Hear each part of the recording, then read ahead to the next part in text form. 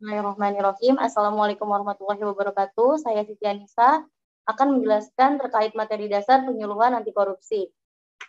Pertama, ialah contoh-contoh berbagai usaha mencegah dan menentang korupsi. Ada 3 hal. Yang pertama, menerapkan edukasi. Kedua, melakukan pengawasan.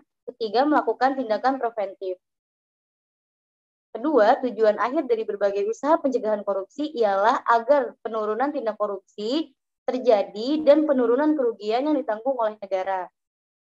3, indikator keberhasilan pemberantasan korupsi. Ada 4. Pertama, tentunya menurunnya tindak pidana korupsi. Kedua, meningkatnya kepercayaan publik. Ketiga, pengembalian uang negara.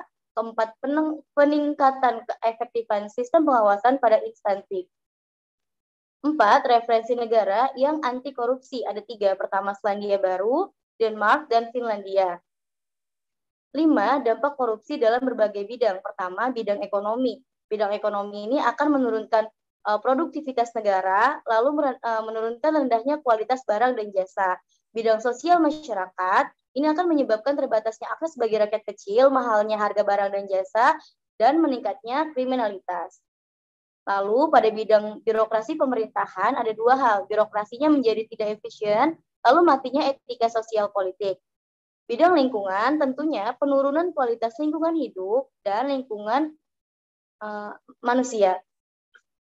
Keenam, perbandingan antara kerugian keuangan negara dengan hukum finansial koruptor. Di sebelah kiri ada hukuman koruptor yang tidak sebanding dengan kerugian negara yang ada di tabel sebelah kanan. 7, pengertian dan unsur biaya sosial korupsi. Ada 4 skema. Ke-8, hubungan antara dampak korupsi, biaya sosial korupsi, dan indikator keberhasilan. Ke-9, pengertian korupsi. Korupsi adalah penyelewengan atau penyalahgunaan uang negara atau perusahaan untuk kepentingan pribadi atau orang lain. Saya menggunakan teori dari Ghosn. Di sana dikatakan bahwa penyebab korupsi diantaranya keserakahan, kesempatan, kebutuhan, dan pengungkapan. 11, dasar hukum pemberantasan korupsi. Pertama ada pasal 5 ayat 1 dan pasal 20 ayat 2, ayat 4 Undang-Undang 1945.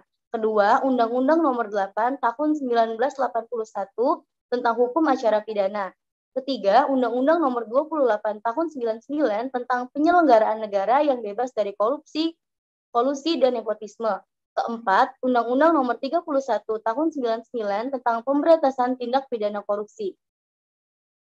Ke-12, delik tindak pidana korupsi dan pengelompokannya. Awalnya ada 30 delik, lalu dikelompokkan menjadi 7 saja.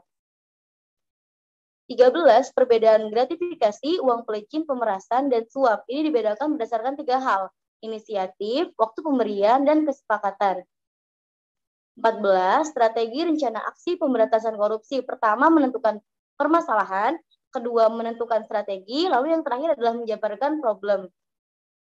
Yang terakhir, 15, integritas dan nilai-nilai anti korupsi. Integritas adalah bagaimana sikap dan perbuatan kita itu sesuai. Sedangkan nilai-nilai anti korupsi ada 3 hal. Pertama, inti, kedua, sikap, lalu ketiga, etos kerja. Terima kasih. Selesai penjelasan dari saya. Wassalamualaikum warahmatullahi wabarakatuh.